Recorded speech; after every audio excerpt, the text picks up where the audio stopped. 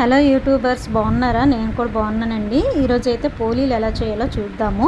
ముందుగా అయితే శనగపప్పుని బాగా ఒక 1 అవర్ వరకు సోక్ చేసుకోవాలండి.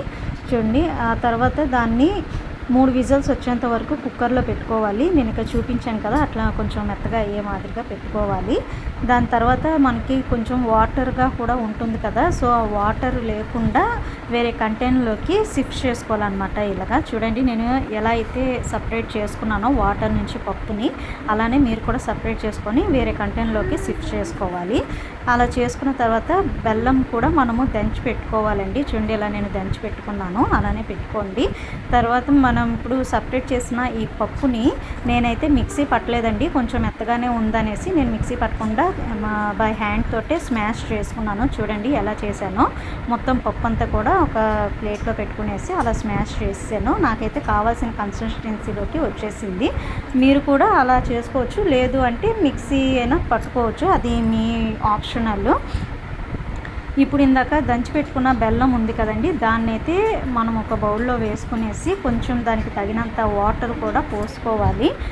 మరి ఎక్కువ వాటర్ అయితే వేయకండి. వేసుకున్నాక దాన్ని కొంచెం బాగా బాయిల్ చేసేసి మనము దంచి పెట్టుకున్న ఆ పప్పుని దీంట్లో మిక్స్ చేసుకోవాలి. చూడండి, ఇలా నేను చూపిస్తున్నాను కదా, ఇట్లా వేసుకొని కొంచెం స్లో ఫ్లేమ్లో పెట్టి బాగా మిక్స్ చేస్తూ ఉండాలండి, లేదంటే అడుగు పట్టేస్తుంది. నేను అలానే కలిపాను. ఒక 10 to 15 మినిట్స్ మీకు అలా కలుపుతూ ఉన్నారంటే మనకి ఈ కన్సిస్టెన్సీ వస్తుందన్నమాట. చూసారా, నాకైతే పర్ఫెక్ట్గా వచ్చింది కదా. ఆ తర్వాత దాన్ని అలా పక్కన పెట్టేసి ఒక తట్టులోకి మనం కొంచెం పిండి వేసుకునేసి దాంట్లో పసుపు, సాల్ట్ వేసుకోవాలంటే అది కూడా మీరు వేసుకోవచ్చు. బాగా ఉండలు లేకుండా మిక్స్ చేసుకోవాలి. అలాగా మిక్స్ చేసుకున్న తర్వాత ఇలాగా కొంచెం బాగా చపాతీ ముద్దలాగా కలుపుకునేసి దానిపైనే కొంచెం ఆయిల్ వేసి, ఆయిల్ అయితే ఆయిల్, గీ అయితే గీ అంటే నేనైతే గీ వేసుకున్నాను. వేసి దాన్ని ఒక 10 మినిట్స్ వరకు అట్లా పెట్టేసి వదిలేసాను. తర్వాత చిన్న చిన్న బౌల్స్గా చేసుకునేసి అలా అద్దుకునేసి దాంట్లో పూర్ణం పెట్టి అలాగా చుట్టుపక్కల క్లోజ్ చేసుకోవాలి, గ్యాప్ లేకుండా. చూడండి,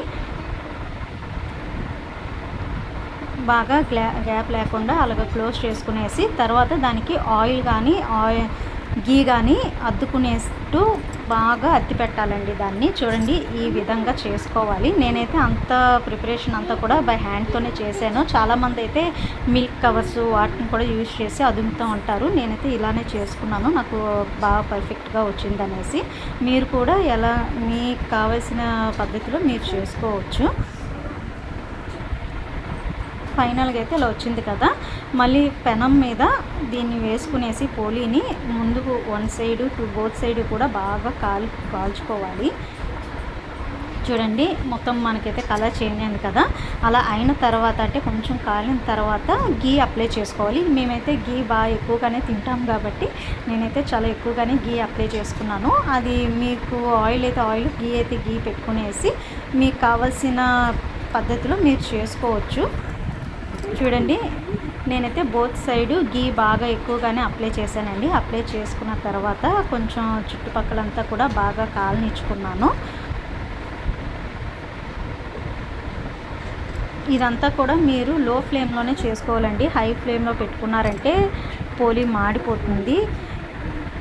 చూడండి, ఇదంతా కూడా నేను లో ఫ్లేమ్లోనే చేసుకున్నాను. కొంచెం చుట్టుపక్కల కూడా జస్ట్ నార్మల్గా అలా అద్ది పెట్టాను అనమాట, కొంచెం కాలడం కోసం అనేసి.